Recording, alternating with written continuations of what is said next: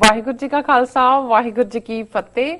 ਮੈਂ ਤੁਹਾਡੀ ਹੋਸਟ ਨੀਲਮ ਕੌਰ ਤੇ ਮੈਂ ਟੀਵੀ 84 ਦੇ ਸਾਰੇ ਦਰਸ਼ਕਾਂ ਤੇ ਸਰੋਤਿਆਂ ਦਾ ਹਾਰਦਿਕ ਸਵਾਗਤ ਕਰਦੀ ਹਾਂ ਪ੍ਰੋਗਰਾਮ ਸੱਚੋ ਸੱਚ ਵਿੱਚ।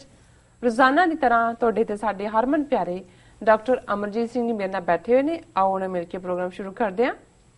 ਜੀ ਡਾਕਟਰ ਸਾਹਿਬ, welcome to our show. Thank you so much. ਜੀ ਡਾਕਟਰ ਸਾਹਿਬ, ਅੱਜ 17 ਸਤੰਬਰ 2015 ਪਹਿਲੀ ਅਸੂਲ ਨਾਨਕਸ਼ਾਹੀ ਸੰਮਤ 547 ਦਾ ਦਿਨ ਹੈ ਤੇ ਡਾਕਟਰ ਸਾਹਿਬ, ਪ੍ਰੋਗਰਾਮ ਦੇ ਸ਼ੁਰੂ ਵਿੱਚ ਅੱਜ ਤੁਸੀਂ ਕਿਹੜੇ ਅਹਿਮ ਮੁੱਦਿਆਂ ਤੇ ਵਿਚਾਰ ਚਰਚਾ ਕਰਨ ਜਾ ਰਹੇ ਹੋ? ਅੱਜ ਮੁੱਦਾ ਕੋਈ ਨਹੀਂ ਹੈ, ਪਰ ਜਿਹੜਾ ਅੱਜ ਮੈਂ ਵਿਚਾਰ ਅਧੀਨ ਲਿਆ ਰਿਹਾ ਵਿਸ਼ਾ, ਇਸ ਬਾਰੇ ਕਾਫੀ ਦੇਰ ਤੋਂ ਹੀ ਬਹੁਤ ਸਾਰੇ ਵੀਰ ਭੈਣਾਂ ਕਾਲ ਵੀ ਕਰਦੇ ਨੇ, ਲਿਖਦੇ ਵੀ ਨੇ। ਕੁਝ ਜਿਹੜੇ ਨਿਰਾਸ਼ਾ 'ਚ ਹੁੰਦੇ ਨੇ, ਉਹਨਾਂ ਨੂੰ ਲੱਗਦਾ ਹੈ ਵੀ ਸਾਰੀ ਕੌਮ ਹੀ ਬੇਗੈਰਤ ਹੋ ਗਈ।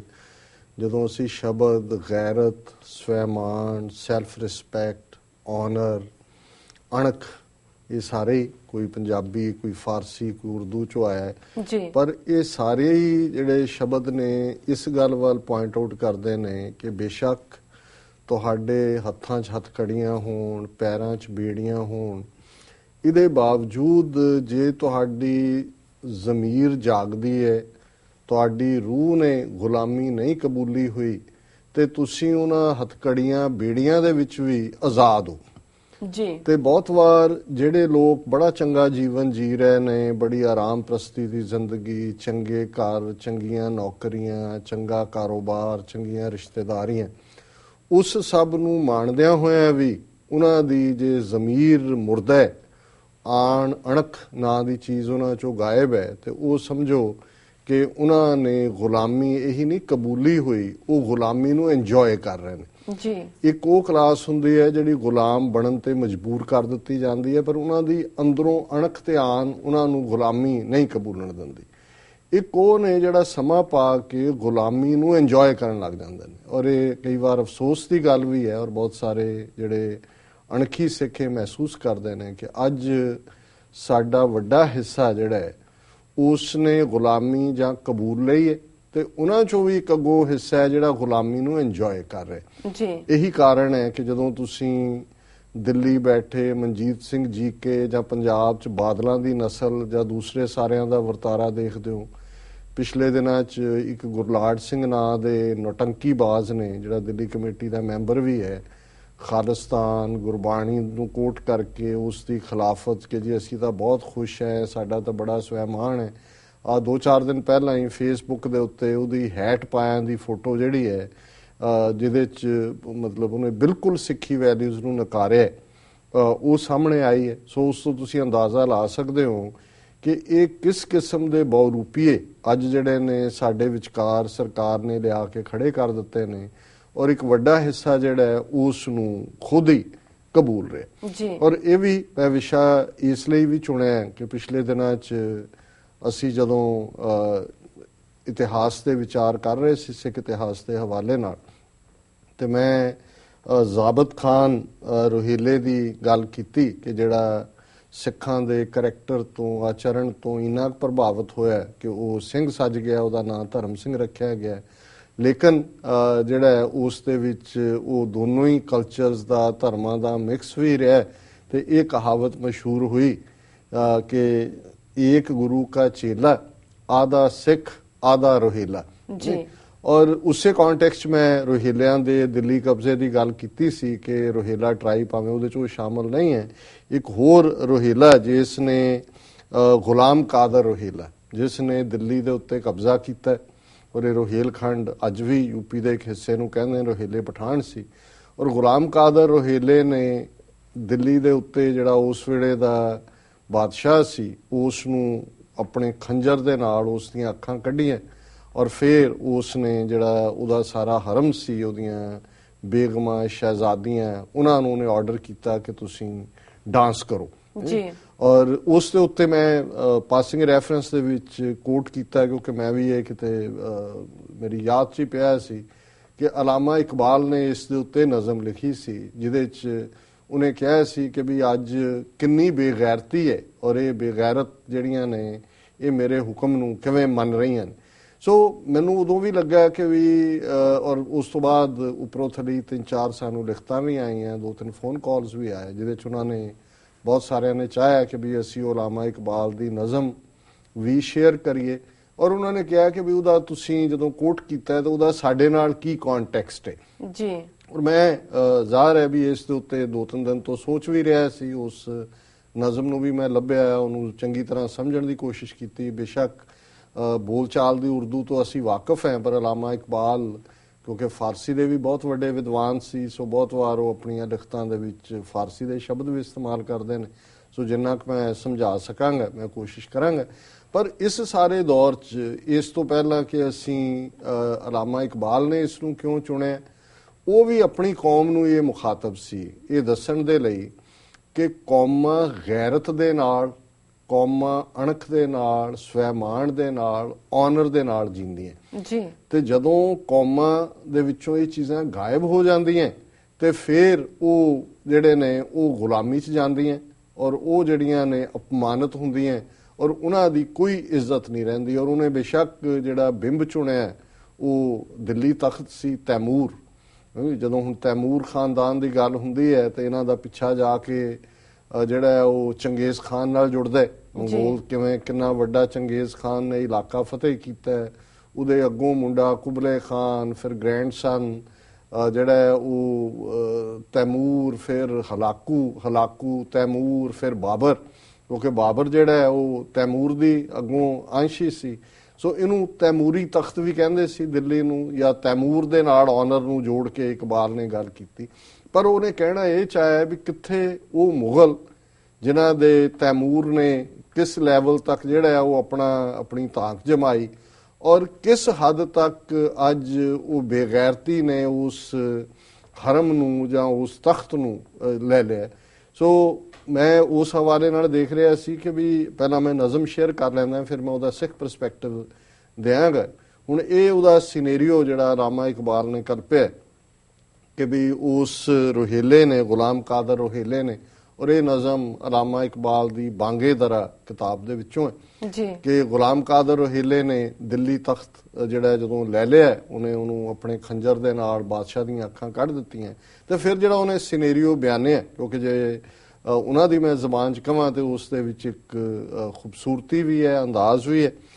ਔਰ ਉਹਦੇ 'ਚ ਉਹਨਾਂ ਨੇ ਅਲਾਮਾ ਇਕਬਾਲ ਕਹਿੰਦੇ ਨੇ, ਰੋਹੇਲਾ ਕਿਸ ਕਦਰ ਜ਼ਾਲਮ ਜਫਾਜੂ कीना परवर था, निकाली शाहे तैमूरी की आंखें नोके खंजर से। जालम जुल्म करने वाला, जफाजू ये भी टायरेंट है जुल्म करने वाला, कीना परवर हुंदा है जिहड़ा बदला भावना दे नाल भरिया होया, विंडिक्टिव। और उन्हें जिहड़ियां ने उस शाहे तैमूर दी औलाद शाह दीयां अखां अपने खंजर दे नाल कड्डियां। रोहेला किस कदर जालम जफाजू कीना परवर था, निकाली शाहे तैमूरी की आंखें नोके खंजर से। दिया अहले हरम को रक्स का फरमान सितमगर ने, ये अंदाजे सितम कुछ कम न था असरे महशर से। हुण अहले हरम के हरम जिहड़ा जनानी खाना हुंदा है ਜਿਹਦੇ ਵਿੱਚ ਬੇਗਮਾਂ ਔਰ ਉਹਨਾਂ ਦੀਆਂ ਸ਼ਹਿਜ਼ਾਦੀਆਂ ਵੀ, ਉਹਨਾਂ ਸਾਰੀਆਂ ਨੂੰ ਉਹਨੇ ਇਕੱਠਾ ਕਰਕੇ ਉਹਨਾਂ ਨੂੰ ਉਹਨੇ ਹੁਕਮ ਸੁਣਾਇਆ, ਰਕਸ ਕਹਿੰਦੇ ਨੇ ਡਾਂਸ ਨੂੰ, ਕਿ ਡਾਂਸ ਕਰੋ ਜੀ। ਦਿਆ ਅਹਲੇ ਹਰਮ ਕੋ ਰਕਸ ਕਾ ਫਰਮਾਨ ਸਿਤਮਗਰ ਨੇ, ਇਸ ਜ਼ੁਲਮ ਕਰਨ ਵਾਲੇ ਨੇ ਉਹਨਾਂ ਨੂੰ ਨਾਚ ਕਰਨ ਦਾ ਜਿਹੜਾ ਹੁਕਮ ਦਿੱਤਾ ਹੈ। ਇਹ ਅੰਦਾਜ਼ੇ ਸਿਤਮ ਕੁਛ ਕਮ ਨਾ ਥਾ ਅਸਰੇ ਮਹੇਸ਼ਰ ਸੇ। ਮਹੇਸ਼ਰ ਹੁੰਦਾ ਹੈ ਡੂਮਸਡੇ, ਜਦੋਂ ਫਾਈਨਲ ਡੇ ਆਫ ਜਜਮੈਂਟ ਹੁੰਦਾ ਹੈ, ਕਿ ਜਿਸ ਤਰ੍ਹਾਂ ਡੂਮਸਡੇ ਦਾ ਸਿਗਨਲ ਕਿੱਥੇ ਉਹ ਆਨਰ ਵਾਲੀਆਂ ਔਰਤਾਂ ਜਿਹੜੀਆਂ ਹਮੇਸ਼ਾ ਪਰਦੇ 'ਚ ਰਹਿੰਦੀਆਂ ਨੇ, ਔਰ ਉਹਨਾਂ ਨੂੰ ਰਹੀਲਾ ਜਿਹੜਾ ਉਹ ਨੱਚਣ ਦੇ ਲਈ ਕਹਿ ਰਿਹਾ ਹੈ ਜੀ। ਭਲਾ ਤਾਮੀਲ ਇਸ ਫਰਮਾਏ ਗੈਰਤ ਕੁਸ਼ ਕੀ ਮੁਮਕਿਨ ਥੀ, ਸ਼ਹਿਨਸ਼ਾਹੀ ਹਰਮ ਕੀ ਨੈਨਾਏ ਸਮਨ ਬਰਸੇ। ਕਿ ਵੀ ਜਿਹੜੀਆਂ ਸ਼ਾਹੀ ਖਾਨਦਾਨ ਦੀਆਂ ਇਹ ਨਾਜ਼ੁਕ ਔਰਤਾਂ, ਉਹਨਾਂ ਦੀ ਜਿਹੜੀ ਆ ਇਹ ਤਾਂ ਗੈਰਤ ਕੁਸ਼ੀ ਸੀ। ਕੁਛ ਕਹਿੰਦੇ ਨੇ ਮਾਰਨ ਨੂੰ, ਜਿਵੇਂ ਉਹਨਾਂ ਦੀ ਗੈਰਤ ਨੂੰ ਮਾਰ ਦੇਣ ਵਾਲੀ ਗੱਲ ਸੀ ਵੀ ਇਸ ਕਦਰ ਜਿਹੜਾ ਇਸ ਤਰ੍ਹਾਂ ਦਾ ਆਰਡਰ ਉਹਨਾਂ ਲਈ ਮੰਨਣਾ। ਭਲਾ ਤਾਮੀਲ ਇਸ ਫਰਮਾਨੇ गैरत कुश की मुमकिन थी, शहनशाही हरम की नैन आए समन बर से। डेलिकेट प्रिंसेसेस बनाया आह समाने तरब बेदर्द ने उनको, निहा था हुसन जिनका चश्मे मेहर ओ माहो अख्तर से। कि ਇਹ ਉਹ ਰਾਜਕੁਮਾਰੀਆਂ ਨੇ, ਉਹ ਬੇਗਮਾਂ ਨੇ ਜਿਨ੍ਹਾਂ ਨੂੰ ਇਸ ਰੁਹੇਲੇ ਨੇ ਆਪਣੇ ਪਲੇਸ਼ਰ ਦਾ, ਆਪਣੇ ਸੁੱਖ ਦਾ ਸਾਧਨ ਬਣਾਇਆ। ਕਿ ਇਹ ਤਾਂ ਇਸ ਕਦਰ ਇਹਨਾਂ ਦੀ ਖੂਬਸੂਰਤੀ ਤਾਂ ਈਵਨ ਸੂਰਜ, ਚੰਦਰਮਾ ਔਰ ਤਾਰਿਆਂ ਤੋਂ ਵੀ ਪਰਦੇ 'ਚ ਸੀ, ਕਿਉਂਕਿ ਹਮੇਸ਼ਾ ਪਰਦੇ 'ਚ ਰਹਿਣ ਵਾਲੀਆਂ ਨਾਲ ਇਹ ਸਲੂਕ। लर्जते थे दिले नाजुक, कदम मजबूरे जम्बश थे, रवन दरियाए खूं शहजादियों के दीदाए तरसे। कि उन्हां दे नाजुक दिल धड़कदे सन और उन्हां दे पैर मजबूरी दे विच जिहड़े ने वो घुमदे सी। लर्जते थे दिले नाजुक, कदम मजबूरे जम्बश थे, रवन दरियाए खूं। कि उन्हां दियां अखां चों मानो खून दे अथरू वग रहे सी। रवन दरियाए खून शहजादियों के दीदाए तरसे, उन्हां खून दे हंजुआं नाल उन्हां दियां अखां तर सन। यूं ही कुछ देर तक महवे नजर आंखें रहीं उसकी, किया घबरा के फिर आजाद को, किया घबरा के फिर आजाद सर को बारे मिगफर से। कि कुछ देर वो रहेला जिहड़ा उन्हां वाल अखां गड्ड के देखदा रहा। फिर उन्हें अचानक जिहड़ा जिसनूं मिगफर कहंदे ने, ये पुराने वेले दा एक सिर ते लैण वाला लोह टोप जिहड़ा धौण नूं भी कवर करदा सी, भारा हुंदा सी जी। उन्हें उस नूं भी अपने सिर तो लाया, यानी कि उस अपने हैट नूं जां ओह लोह टोप नूं पासे रख के वो रिलैक्स हो के बैठा। उन्हें अखां जिहड़ियां ने उन्हां तो चुक लईआं। कमर से उठ के तेगे जां सतां, आतिश फशां खोली, सबक आमूजे तबानी हूं अंजुम जिसके जौहर से। कि उन्हें अपना वो लो टोप लाया, फिर वो उठ्या तो उन्हें अपनी कमर चों तेगे जां सतां, कि बड़ी डैडली सॉर्ड जिहड़ी उहदी कमर सी, और आतिश फशां जिहदे चों अग निकलदी सी, आतिश अग नूं कहंदे ने, इस किस्म दी जिहड़ी तलवार उन्हें अपनी कमर चो खोली। जिस जिहड़ी तलवार दी शार्पनेस इन्नी तिखी सी कि मानो जिहड़े तारे ने उन्हां ने भी उस तो रोशनी लई हुई तलवार दी धार तो। यह कवियां दा काम हुंदा है इस किस्म दी कल्पना। कमर से उठ के तेगे जां सतां, आतिश फशां खोली, सबक आमूजे तबानी हूं अंजुम जिसके जौहर से, रखा खंजर को आगे और फिर कुछ सोच कर लेटा, तकाजा कर रही थी नींद गोया चश्मे अंबर से। चश्मे अंबर उहदी अखां लाल सी नींद नाल। उन्हें अपना तलवार खंजर कढ़िया, अपना टोप लाया, उन्हें खंजर अपने सामने रख दिता ते फिर वो कुछ सोच के लेट गया, क्योंकि नींद का भी उन्होंने जोर पै रहा सी। मानो उस दियां लाल अखां जिहड़ियां नींद नाल भरियां होईयां वो कुछ आराम चाहुंदियां सन।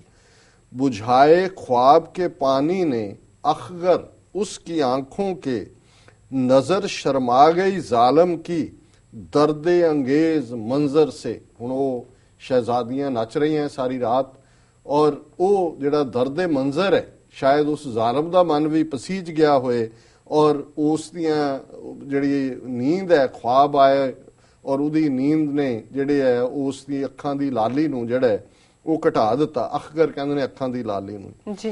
बुझाए ख्वाब के पानी ने अखगर उसकी आंखों के, नजर शर्मा गई जालम की दर्दे अंगेज मंजर से। फिर उठा, हुण वो सौ गया अपना खंजर सामने रख के, फिर उठ्या, फिर उठा और तैमूरी हरम से यूं लगा कहने। उन्हां सारियां शहजादियां नूं संबोधन करके बेगमां नूं कहंदा, फिर उठा और तैमूरी हरम से यूं लगा कहने, शिकायत चाहिए तुमको ना कुछ अपने मुकद्दर से। कि तुहानू अपनी किस्मत तो कोई शिकायत नहीं होनी चाहिए जी।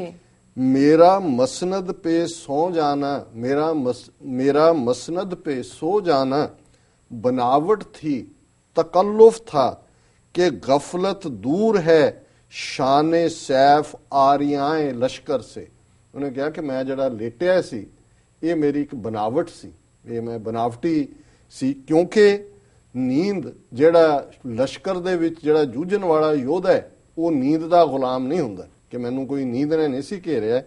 मेरा मसनद पे सो जाना बनावट थी तकल्लुफ था कि गफलत दूर, गफलत नींद ਨੂੰ ਕਹਿੰਦੇ, ਜਦੋਂ ਤੁਸੀਂ ਕਹਿੰਦੇ ਨੇ ਕੌਮ ਗਫਲਤ 'ਚ ਹੈ ਮਤਲਬ ਸੁੱਤੀ ਪਈ ਹੈ जी कि गफलत दूर है शान सैफ आरियाए लश्कर से, ये मकसद था मेरा, ये मकसद था मेरा, इससे कोई तैमूर की बेटी मुझे गाफल समझकर मार डाले मेरे खंजर से। कि मैं, मेरा मकसद सी कि मैं खंजर रख दिते, हुण जे कोई आन अणख ना दी चीज़ होएगी इस तैमूर दे खानदान च, ते कोई तैमूर दी बेटी जिहड़ी है अणख च आके खंजर चुक के उहदे नाल ही मैनू मार देगी। ये मकसद था मेरा, इससे कोई तैमूर की बेटी मुझे गाफल समझकर मार डाले मेरे खंजर से। ये हुण अखीरला शेर है, मगर ये राज, और ये मैं अपनी कौम नू ही एड्रेस कर रहे हैं जी मगर ये राज आखिर खुल गया सारे जमाने पर, मगर ये राज आखिर खुल गया सारे जमाने पर, हमैयत नाम है जिसका गई तैमूर के घर से। पर अज ये राज सारे जमाने ते खुल गया। हमैयत कहंदे ने ऑनर नू, अणख नू, गैरत नू, कि जिहड़ी गैरत सी, हमैयत नाम है जिसका, जिन्हों गैरत कहंदे ने, गई तैमूर के घर से। ये अज तैमूर दे खानदान चो चली गई। जी और ये नज़म जो मैं बेशक बहुत पहला पढ़ी सी, दोबारा इसनू मैं एनालिटिकली पढ़े वेरी नाइस तो फिर सिख हिस्टरी दे वो सारे चैप्टर मेरी अखां सामने आए। भाई मती दास कैद च ने, पिंजरे च ने और वंगार रहे ने जालम नू। जी जी उन्होंने कहा कि भी मैनू जे मेरा गुरु हुक्म दे तो मैं तुहानू दस दियां कि तुहाडा जुल्म की हुंदा है। फिर मेरी अखां सामने भाई बाज सिंह गुजरे कि बाबा बंदा सिंह बहादुर दे नाल 700 सिख ਜਿਹੜੇ ਕਿ ਬੀੜੀਆਂ ਦੇ ਵਿੱਚ ਹਥਕੜੀਆਂ 'ਚ ਉਹਨਾਂ ਨੂੰ ਇੱਕ ਫਨੀ ਅੰਦਾਜ਼ 'ਚ ਦਿੱਲੀ 'ਚ ਪੈਰੇਡ ਕੀਤਾ ਜਾ ਰਿਹਾ ਹੈ। ਉਹਨਾਂ ਨੇ ਹਥਕੜੀਆਂ ਨੂੰ ਛੈਣੇ ਬਣਾਇਆ ਹੋਇਆ ਹੈ, ਸ਼ਬਦ ਪੜ੍ਹਦੇ ਜਾਂਦੇ ਨੇ ਤੇ ਜਦੋਂ ਉਹਨਾਂ ਦੇ ਉੱਤੇ ਫਤਵਾ ਸੁਣਾਇਆ ਜਾਂਦਾ ਹੈ ਤੇ ਵੇਲੇ ਦਾ ਬਾਦਸ਼ਾਹ ਫਰੂਕ ਸਿਰ ਕਹਿੰਦਾ ਵੀ ਸਿੱਖ ਤਾਂ ਬੜੇ ਬਹਾਦਰ ਸੁਣੇ ਸੀ, ਜੀ ਅੱਜ ਤੁਸੀਂ ਕਰਕੇ ਦਿਖਾਓ। ਭਾਈ ਬਾਜ ਸਿੰਘ ਨੇ ਕਿਹਾ ਵੀ ਜਰਾ ਖੋਲ ਫਿਰ ਤੁਹਾਨੂੰ ਦੱਸਦੇ ਹਾਂ। ਉਹਨੇ ਕਿਹਾ ਨਹੀਂ, ਖੋਲ ਕੇ ਤਾਂ ਸਾਰੇ ਹੀ ਦੱਸਣਗੇ। ਔਰ ਜਿਵੇਂ ਭਾਈ ਬਾਜ ਸਿੰਘ ਨੇ ਆਪਣੀਆਂ ਕੜੀਆਂ ਤੋੜੀਆਂ ਔਰ ਜਿਸ ਤਰੀਕੇ ਨਾਲ ਉਹਨਾਂ ਦਾ ਹੀ ਖੋਹ ਕੇ ਜਿਹੜਾ ਛੁਰਾ, ਜਿਹੜੇ ਸ਼ੋਲਜਰ ਸੀ ਉਹਨਾਂ ਦੇ ਮੁਗਲਾਂ ਦੇ, ਉਹਨਾਂ ਦੇ ਹੀ 2-3 ਨੂੰ ਮਾਰ ਕੇ ਉਹਨੇ ਸ਼ਹੀਦੀ ਪਾਈ। ਇਹ ਅਣਖ ਦੀ ਗੱਲ ਸੀ। ਫਿਰ ਮੇਰੀਆਂ ਅੱਖਾਂ ਸਾਹਮਣੇੋਂ ਕੂਕੇ ਜਿਹੜੇ ਲੁਧਿਆਣੇ ਦੇ ਵਿੱਚ ਕਾਈਵਨ ਜਾਂ ਕੋਵਨ ਡੀਸੀ ਸੀ, ਤੋਪਾਂ ਸਾਹਮਣੇ ਉਡਾਣ ਦਾ ਹੁਕਮ ਦਿੱਤਾ। ਇੱਕ 14 ਸਾਲਾਂ ਦਾ ਮੁੰਡਾ ਜਿਹਦੇ ਪੈਰ ਵੀ ਤੋਪ ਦੇ ਸਾਹਮਣੇ ਨਹੀਂ ਸੀ ਆਉਂਦੇ ਕਿਉਂਕਿ ਛੋਟਾ ਸੀ, ਤੋਪ ਤਾਂ ਉੱਤੇ ਸੀ। ਉਹ ਛਡਾ ਕੇ ਦੌੜ ਕੇ ਉਹਨੇ ਆ ਕੇ ਡੀਸੀ ਦੀ ਦਾੜੀ ਫੜ ਲਈ ਕਿਉਂਕਿ ਉਹਨੇ ਗੋਰਾ ਸੀ ਰੱਖੀ ਹੋਈ ਦਾੜੀ। ਉਹਨੇ ਫੜ ਕੇ ਉਹਨੂੰ ਮੁੜ ਕੇ ਟੁਕੜੇ ਕੀਤਾ ਤਲਵਾਰ ਨਾਲ। ਤੇ ਅੱਜ ਜਦੋਂ ਅਸੀਂ ਦੇਖਦੇ ਹਾਂ, ਮੈਂ ਦੇਖਦਾ ਹਾਂ ਵੀ ਜਿੰਦਾ ਸੁੱਖਾ ਭਾਈ ਬਲਵੰਤ ਸਿੰਘ ਰਾਜੋਆਣਾ, ਭਾਈ ਜਗਤਾਰ ਸਿੰਘ ਹਵਾਰਾ ਬੇੜੀਆਂ 'ਚ ਹੁੰਦੇ ਨੇ, ਹਥਕੜੀਆਂ 'ਚ ਹੁੰਦੇ ਨੇ। ਉਹਨਾਂ ਨੂੰ ਕੋਈ ਕਹਿ ਸਕਦਾ ਵੀ ਇਹਨਾਂ ਨੇ ਗੁਲਾਮੀ ਕਬੂਲੀ ਹੈ, ਇਹਨਾਂ ਨੇ ਕੋਈ ਗੈਰਤ ਦੇ ਨਾਲ ਸਮਝੌਤਾ ਕੀਤਾ ਜੀ ਜੀ। ਔਰ ਵੱਡਾ ਹਿੱਸਾ ਜਿਹੜਾ ਅੱਜ ਸਾਡਾ, ਜਦੋਂ ਅਸੀਂ ਈਵਨ ਉਹਦਾ ਜਗਤਾਰ ਸਿੰਘ ਹਵਾਰੇ ਦਾ ਚਪੇੜ ਮਾਰਨ ਵਾਲਾ ਵਾਕਿਆ ਦੇਖਦੇ ਹਾਂ ਵੀ ਕਿਸ ਤਰੀਕੇ ਦੇ ਨਾਲ ਉਹ ਜਿਹੜਾ ਸੂਰ ਜਿਹਾ ਆ ਕੇ ਪਿਆ, ਇਹ ਗੈਰਤ ਹੈ। ਔਰ ਮੈਨੂੰ ਯਾਦ ਤਾਂ ਨਹੀਂ ਰਿਹਾ ਉਸ ਅਫਗਾਨ ਦਾ ਨਾਂ ਜਿਹਦੇ ਬਾਰੇ ਹੈ ਵੀ ਜਿਹਨੇ ਬੜੀ ਬਗਾਵਤ ਮਚਾਈ ਅੰਗਰੇਜ਼ਾਂ ਦੇ ਖਿਲਾਫ।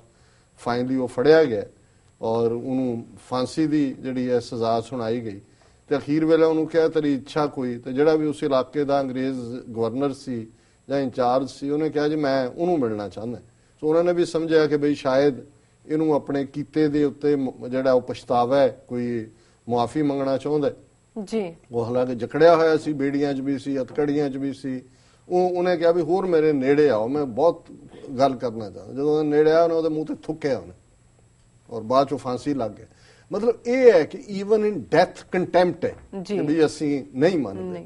ਔਰ ਸਾਨੂੰ ਤਾਂ ਸਾਡੇ ਗੁਰੂ ਨੇ ਸਬਕ ਪੜਾਇਆ ਸੀ ਕਿ ਜੇ ਜੀਵੈ ਪਤ ਲੱਥੀ ਜਾਏ ਸਭ ਹਰਾਮ ਜੇਤਾ ਕਿਛ ਖਾਏ, ਕਿ ਜਿਹੜੇ ਲੋਕ ਬੇਪਤ ਹੋ ਕੇ ਜਿਉਂਦੇ ਨੇ ਉਹ ਹਲਾਲ ਖੋਰ ਨਹੀਂ ਨੇ, ਉਹ ਹਰਾਮ ਖੋਰ ਨੇ। ਔਰ ਅੱਜ ਸਾਡਾ ਇੱਕ ਵੱਡਾ ਹਿੱਸਾ ਉਸ ਗੁਲਾਮੀ ਨੂੰ ਇੰਜੋਏ ਕਰ ਰਿਹਾ ਹੈ। ਉਹ ਆਪਸ 'ਚ ਡਿਬੇਟ ਕਰ ਰਹੇ ਨੇ, ਦੇਸ਼ ਚਾਹੀਦਾ ਨਹੀਂ ਚਾਹੀਦਾ, ਬਣੇਗਾ ਨਹੀਂ ਬਣੇਗਾ, ਅਸੀਂ ਬਹੁਤ ਵਧੀਆ ਹੈ, ਇੱਥੇ ਬਹੁਤ ਹੈ, ਬਾਹਰਲੇ ਸਾਡੇ ਕਾਰੋਬਾਰ ਨੇ, ਇੱਥੇ ਨੇ ਉੱਥੇ ਨੇ। ਸੋ ਕਿੱਥੇ ਹੈ ਗੈਰਤ ਔਰ ਕਿੱਥੇ ਹੈ ਅਣਖ? ਤੇ ਕਿੱਥੇ ਆ ਉਹ ਸਿੱਖ ਦਾ ਕਰੈਕਟਰ, ਜਿਸ ਬਾਰੇ ਭਾਈ ਰਤਨ ਸਿੰਘ ਪੰਗੂ ਨੇ ਜਦੋਂ ਸਿੱਖ ਨੂੰ ਡਿਫਾਈਨ ਕੀਤਾ ਸੀ ਕਿ ਖਾਲਸਾ ਬਾਦਸ਼ਾਹ ਜਾਂ ਬਾਗੀ, ਕਿ ਜਾਂ ਖਾਲਸਾ ਸੋਵਰਨ ਹੈ, ਬਾਦਸ਼ਾਹ ਹੈ, ਤੇ ਜਾਂ ਉਸ ਬਾਦਸ਼ਾਹ ਲਈ ਲੜ ਰਿਹਾ ਹੈ।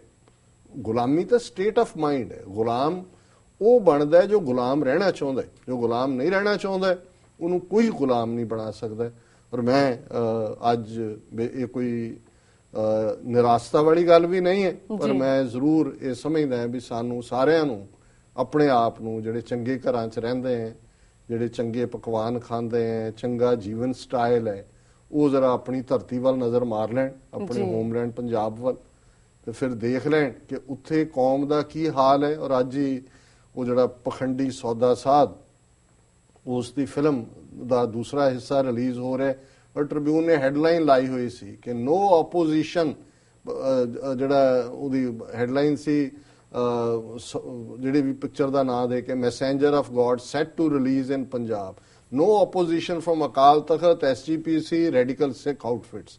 ਉਹਨਾਂ ਕਿਹਾ ਜੀ ਕੋਈ ਨਹੀਂ ਹੈ ਪੰਜਾਬ 'ਚ, ਐਨ ਸੈੱਟ ਹੈ। ਇਹ ਪਹਿਲਾਂ ਉਹਨਾਂ ਨੇ ਵਾਟਰ ਟੈਸਟ ਕਰਦੇ ਨੇ ਕੀ ਹੈ, ਪਹਿਲਾਂ ਨਹੀਂ ਹੋਇਆ, ਵਿਰੋਧ ਹੋਇਆ, ਫਿਰ ਉਹਨਾਂ ਨੇ ਨਾਨਕ ਸ਼ਾਹ ਫਕੀਰ ਉਹ ਫਿਲਮ ਲੈ ਆਂਦੀ, ਉਹ ਨਹੀਂ ਚੱਲੀ, ਹੁਣ ਉਹਨਾਂ ਨੇ ਦੁਬਾਰਾ। ਔਰ ਜਿਹੜੀ ਜੋ ਤੁਸੀਂ ਟਾਈਟਲ ਪੜ੍ਹਦੇ ਹੋ, ਤੇ ਮੈਂ ਬੇਸ਼ੱਕ ਇਹਨੂੰ ਮੈਂ ਚੁਣਿਆ ਤੇ ਪਹਿਲਾਂ ਹੀ ਸੀ ਟਾਈਟਲ, ਮੈਂ ਕਿਹਾ ਵੀ ਅੱਜ ਇਹ ਗੱਲ ਕਿ ਉਹ ਪੰਜਾਬ ਦੇ ਵਿੱਚ ਜਿਸ ਕਾਤਲ ਨੇ, ਜਿਹਨੇ ਗੁਰੂ 10ਵੇਂ ਪਾਤਸ਼ਾਹ ਦਾ ਸੁਆਂਗ ਬਣਾਇਆ, ਜਿਨ੍ਹਾਂ ਨੇ ਸਿੱਖਾਂ ਦੇ ਕਤਲ ਕੀਤੇ, ਉਹ ਭਾਵੇਂ ਭਾਈ ਹਰਮਿੰਦਰ ਸਿੰਘ ਡਬਵਾਲੀ ਹੋਏ, ਭਾਈ ਬਲਕਾਰ ਸਿੰਘ ਜਾਮਾ ਰਾਏ ਹੋਏ, ਭਾਈ ਸ਼ਾਇਦ ਕੁਲਵਿੰਦਰ ਸਿੰਘ ਸਨ ਜਿਹੜੇ ਸਭ ਤੋਂ ਪਹਿਲਾਂ, ਕਮਲਜੀਤ ਸਿੰਘ ਸੰਗਰੂਰ 'ਚ ਮਾਰੇ ਗਏ ਹੋਣ, ਔਰ ਅੱਜ ਪੰਜਾਬ ਦੀ ਅਣਖ ਅਕਾਲੀਆਂ ਦੀ ਹਕੂਮਤ, ਔਰ ਇਹ ਸਾਨੂੰ ਵੰਗਾਰ ਕੇ ਕਹਿ ਰਹੇ ਨੇ ਕਿ ਹੁਣ ਸੌਦਾ ਸਾਧ ਦੀ ਫਿਲਮ ਦਾ ਵਿਰੋਧ ਕਰਨ ਵਾਲਾ ਵੀ ਕੋਈ ਨਹੀਂ ਰਿਹਾ ਪੰਜਾਬ 'ਚ। ਜੀ ਸੋ ਜੇ ਇਸ ਕਿਸਮ ਦੀ ਬੇਗੈਰਤੀ, ਬੇਅਣਖੀ ਹੈ, ਤੇ ਇਹ ਕਿਸ ਕਿਸਮ ਦੀ ਸਿੱਖੀ ਹੈ? ਤੁਸੀਂ ਸੋਨੇ ਦੇ ਛਤਰ ਚਲਾਓ, ਸੋਨੇ ਦੀ ਡੋਮ ਲਾਓ।